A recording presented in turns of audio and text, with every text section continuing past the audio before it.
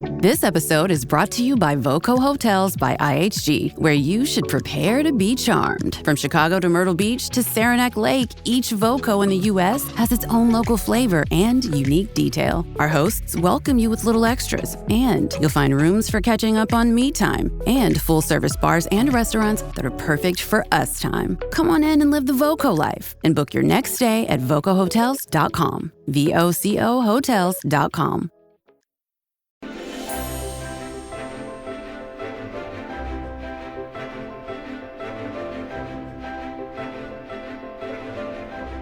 Creative people are confidently doubting. They think, I'm going to do what I think is right, but what if that is wrong?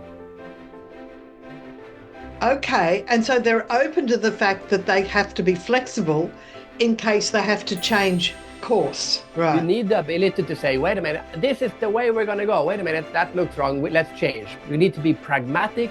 You need to be doubting yourself. You need to be questioning yourself. Then what if we do this? What if I'm right? What if I'm wrong? What if this happens? What if? So confidently doubting and doubtfully confident, that is the creative sweet spot. Welcome to Season 5 of Manage Self, Lead Others with host Nina Sunday. This season we're going deeper into AI, innovation, and the invisible patterns that shape how we lead. Each episode, bold thinkers join us to explore how to lead with intention, elevate team culture, and stay future ready. The future of leadership starts with the questions we ask. Are you curious about your own creative potential? In this episode, we'll explore how to unlock it. My guest is Fredrik Härén, the creativity explorer, whose latest book, The World of Creativity, takes us on a journey across 37 countries to discover the secrets of creative minds. Together we'll look at what creativity means across cultures and professions and how universal principles of creativity can help us solve today's challenges. By the end, you'll expand your own understanding what creativity really is. Welcome to this special two-part episode on creativity. In part one, we'll begin exploring the fascinating world of creative minds from around the globe with Fredrik Härén. Stay tuned for part two, a separate episode where we'll dive even deeper into the secrets and practical insights to unlock your own creative potential. Welcome, Fredrik Härén. Thank you very much. Well, I want to say I love your book. Oh, thank you. I adore this book. It's a book I didn't know I was waiting to read until I saw it. I started reading it and I went, this is the book I've always wanted to read. Oh, thank you. I'm so happy to hear that. That's why we're not going to get through it all in just one podcast episode. So the listener can be forewarned that we will be having a part two as a separate episode. And what I loved is you've gone all around the world. Is that right? Yeah, that is kind of my thing. So I'm the creativity. I define myself as the creativity explorer, and I spent 25 years traveling around the world to interview people about creativity. So thousands of people, 75 countries, 6 continents. And then I decided I need to take some of these stories and put it in a book. So it turned out it's 37 chapters, 37 people, 37 insights that they taught me about creativity. That's the book. Someone who read it just called it the Anthony Bourdain of creativity. I think that's a really good description. We've got actually a series on embedding innovation in culture, workplace culture, and awakening creativity. To give people the overarching design of your book, and its actual title is The World of Creativity. The World of Creativity, yes. What you've done is you've actually identified 37 different ways that different cultures in all the continents of the world express creativity in a lot of ways are just little small ways. So we're going to touch on a number of them in this episode, and we'll have to just see if we can touch on the rest in the second episode, which will be published sometime subsequently. I picked out what I think are my favourite ones, and this one I've actually read deeply because you've sent me advance copy, and I appreciate that. But I just like the thought of find the path, Athens, Greece. Explain find the path. Yes, so I just want to correct you a little bit. The book is not specifically about how different cultures approach creativity. Some of them are, but it's basically lessons in creativity that people in different countries and different cultures taught me. So in this example, for example, the Greece example is not specifically about Greece culture. It's a Greek marketing manager I interviewed, and she gave her view on creativity. Lovely. And she described it, as you said, she describes it as a path. And I really like this because a lot of people who feel they are not creative, they focus on when they fail. But she was describing it as creative, like a mouse going through a maze. And if a mouse goes through a maze and comes to a dead end, that's not a failure. It's not a mistake. It's a one way to find out that this is not the way out of the maze. Now we know we're not supposed to go there. Then we go turn around and we go another way. And at the end, you cannot come out of a maze without coming to learning from those dead ends. So that's the first interesting insight, because if you look at it that way, there is no failure, right? And that is, and a lot of people say, oh, to be creative, you need to fail. Well, actually not. To be creative, you need to try. And then some of the times it doesn't work. It's the trying that is the key word, not the failing. And then the second lesson she was talking about was that the path in itself, finding the path, is what creativity is the process. It's not the end result. So, and I don't remember if this is in the book or if that's what you told. We were talking about water, and if a water hits a stone, the water will just go around the stone and continue on its path. And if we look at creativity that way, we will not think, oh, I hit a rock. We will think, how do I go around this rock? It's the fact that something is stopping me is not the key of my creative process. The key of the creative process is to find a way to go around that. And then to believe or to have certainty that there is a way to solve this problem. There is a way to get around this constraint. Exactly. Yes. There is that, and that it's the search for that path. And then maybe once in a while you will never. I mean, sometimes we never come to an end. We don't find a way out of and that's okay too. But the key here is creativity is the process, not the end result. Lovely. And when we realize that, we become much freer to focus on the process itself.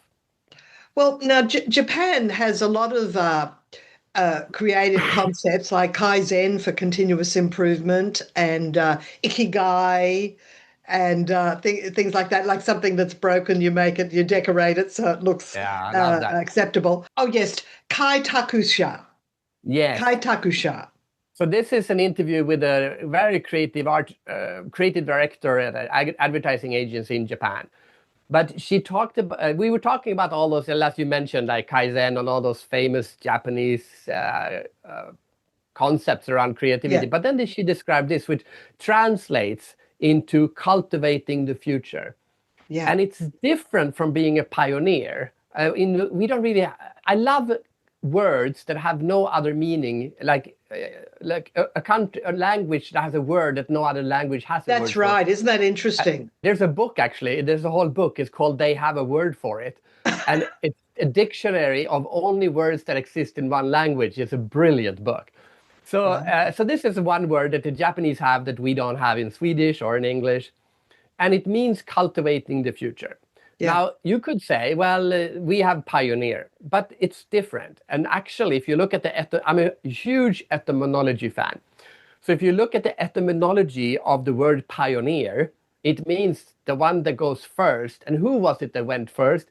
It was the foot soldiers in the war. So basically, pioneers is cannon fodder. It's the one you send first, and then they get killed. Who wants to be a pioneer? It's not just about going first. The Japanese word is cultivating the future, means that you lead the way. So this mentality of seeing something new and bringing it back to your people so that you bring them along with you It's a much more powerful concept than just early adopter or pioneer. Exactly. It's got generosity of spirit with it as well, because I know some people who hoard knowledge and they go, oh, I'm not going to tell people, I'm the one that found out. It's like, well, that's being a hoarder. So we want to have that generosity. All right, I do want to get onto the doing quotient, because you talk about IQ, which measures cognitive ability, and EQ, which is emotional intelligence, and DQ is the intelligence of getting things done. That's fabulous. It should really. I love how EQ became a thing, because suddenly IQ was a thing. I love that IQ also became a thing, but then EQ, and we looked at the world differently, and then DQ stands for the doing quotient, and it's the fact that some people just have the ability to get things done, and it's not necessarily the most intelligent person. And I think I write in the book that the person I would rather invest in is not the person with the highest IQ, but the person with the highest ability to make things happen. And I think as soon as we realize this, we all know these people in our networks, the people who just say, oh, let's have a party, and they create a party, like they make it happen. They can do it. But there's also CQ, isn't there, which is curiosity quotient. Oh, I'm sure there is. I don't write about it, but I do write about curiosity. In the book. That is the first chapter, maybe because it sets the scene. The main purpose of this whole book is to be more curious about the world, because we get a different perspective of what creativity is if we look at how other people around the world look at creativity. And you do open with talking about Iceland's Helmskur, or however you say it, and Brussels has Bispective. Now, Helmskur is a little bit staying inside your own world. Is that right? Yeah, so Heimsker is a very old Icelandic word from the Viking age, and they still use it today. Heimsker was a Viking that, if you were a Viking, you're supposed to build a ship and sail down to the rest of Europe and, steal as much as you could. Not just things, but also ideas. How do they farm in Denmark? How do they make weapons in Germany? And then you're supposed to bring that stuff and those ideas back to Iceland. If you did not do that, you were a heimsker. And heimsker means moron, stupid person. And the word heim is the same as the English word home. So heimsker, someone who stays at home becomes stupid. That's the lesson. Right. And it's a metaphor, of course. It also means don't stay in your industry. Look at what other industries are doing. But also look at what your industry is doing all around the world. Absolutely. Now, you talk about Bhutan. And I actually recently saw a TV program where Anthony Bourdain went to Bhutan and the strange mountain roads, and they were drinking cordyceps tea, which is a health food now, cordyceps mushroom. And it was just very, very, and I believe they're considered the happiest people in the world. So you talk about fractaling in Bhutan. So how does that work? Yes, and I need to correct you though. They are not the happiest people on the planet, but they have focused on becoming happier. The goal is not that they're bragging we are the happiest. It's that we have understood that we should focus building our country that in a way that makes us happier, which is actually more profound and more important. They're not unhappy; they're just not the happiest.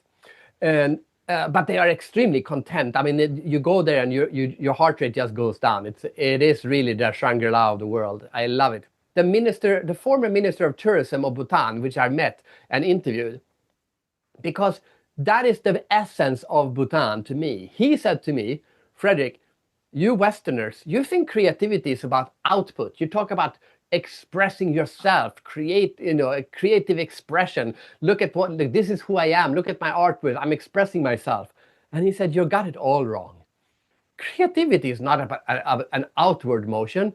It is an inward motion. Creativity is about understanding yourself. And I go, whoa, that is so profound. And it's so true, because you think about anything truly creative that you've done. And you tell me that you didn't learn something profound about yourself while doing that. And the other way around, if you do something and you do not learn something about yourself, it wasn't much of a creative project, was it? And when you look at creativity this way, again, failure doesn't matter. Like you can, if you decide to write a book and you write a book and at the end you never publish it because you can't finish it, but you learn something about yourself writing that book, was it a failure? Of course not, because you learned something about yourself. Absolutely. Well, let's talk about the hostage negotiator's technique of using positivity to stay creative. I'm sure a lot of people would be interested in that. Yeah, this is one of my favorite people because she's so cool. She's this middle-aged lady who has worked on over 600 hostage negotiations for Scotland Yard.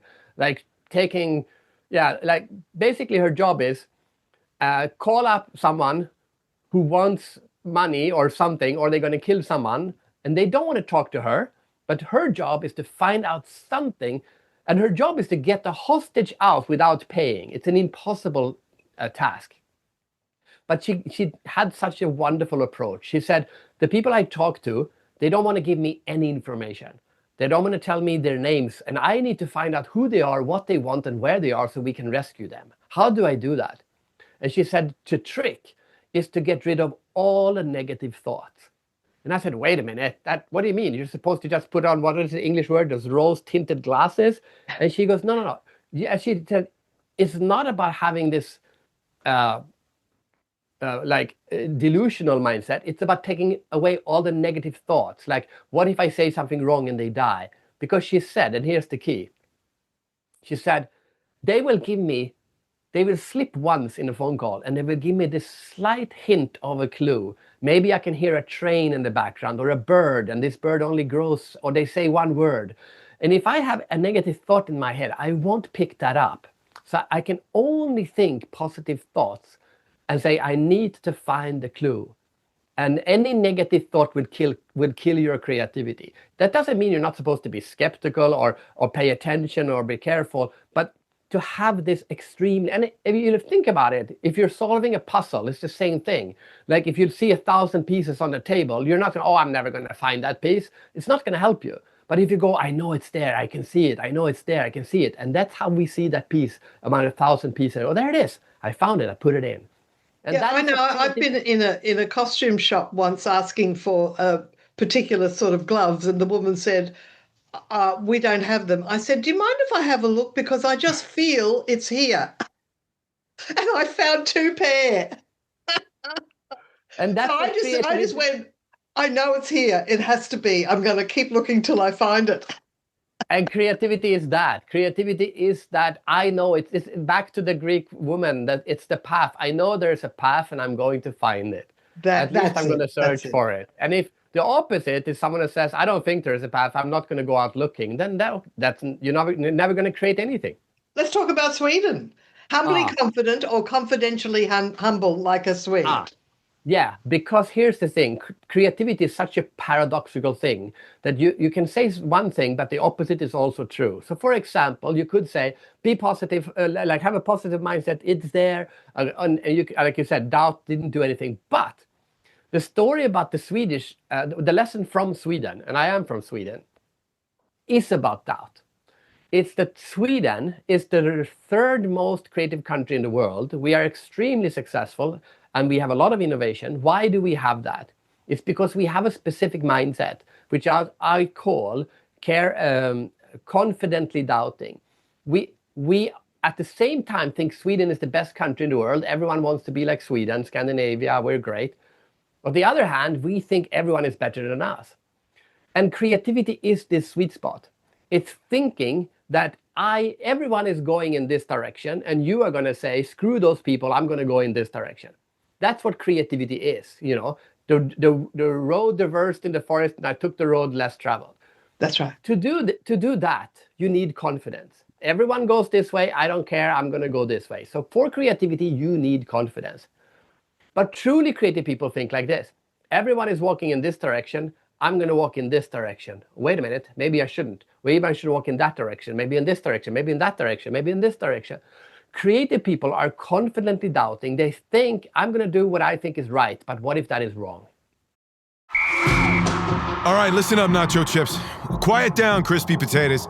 This is the moment Velveeta's been preparing you for, and you're not about to crack under pressure. Today's the day to go all in on the drip. Velveeta's Heat and Eat Queso is the MVP of any game day spread, so stick by them, and you'll be golden. Now get out there and make delicious history. No tailgate party is complete without Velveeta. Okay, and so they're open to the fact that they have to be flexible in case they have to change course, right? You need the ability to say, wait a minute, this is the way we're going to go. Wait a minute, that looks wrong. Let's change. You need to be pragmatic. You need to be doubting yourself. You need to be questioning yourself. Then what if we do this? What if I'm right? What if I'm wrong? What if this happens? What if? So confidently doubting and doubtfully confident, that is the creative sweet spot. And then you have these people who are super confident, and never doubts anything. And once in a while, yes, we have those people and they succeed, but they are outliers. Most creative people are actually are full of confident doubt. Right, got it. And of course, in Albania talks about, now I haven't got the word, teta lestel, which is to know when to end. How do you say it? Yeah, good question. It's Albanian. I don't know how to say it either. Teta lestel. Yeah, let's say that.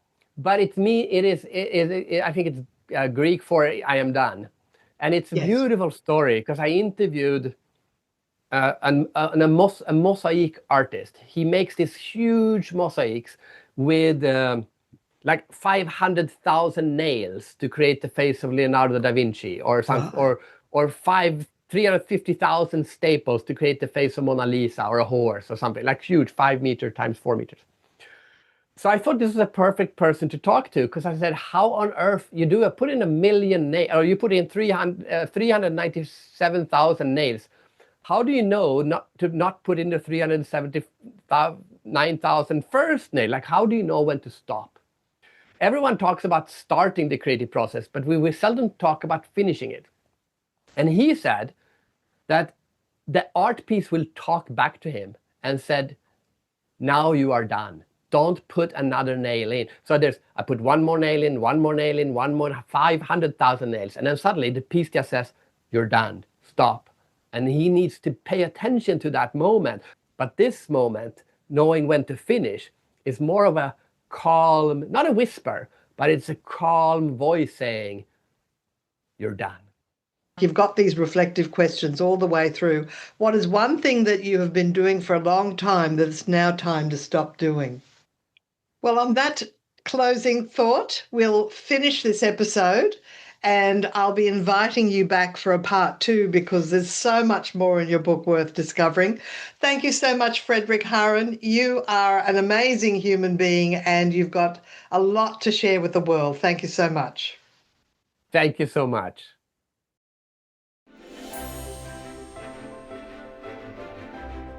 This episode, we've been speaking with Fredrik Härén on the Manage Self, Lead Others podcast.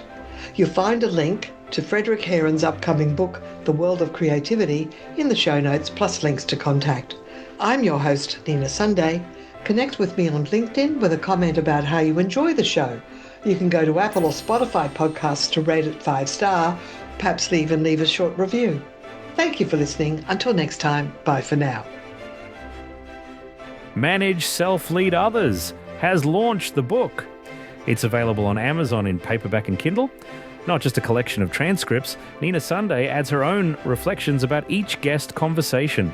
Plus, you might like to join Nina on her Substack channel, ninasunday.substack.com, for candid, behind-the-scenes conversations with 2 sharp AI hosts who riff, question, and bounce around ideas sparked by the published podcast episode. And if you're looking for a conference speaker or workshop facilitator who can up-level your team in Australia or around the world, visit brainpowertraining.com.au or ninasunday.com. Hey, Ryan Reynolds here from Mint Mobile. Now, I don't know if you've heard, but Mint's premium wireless is $15 a month. But I'd like to offer one other perk. We have no stores. That means no small talk. Crazy weather we're having. No, it's not. It's just weather. It is an introvert's dream. Give it a try at mintmobile.com/switch. Upfront payment of $45 for 3-month plan. $15 per month equivalent required. New customer offer first 3 months only. Then full price plan options available. Taxes and fees extra. See mintmobile.com. This podcast is a part of the C-Suite Radio Network. For more top business podcasts, visit c-suiteradio.com.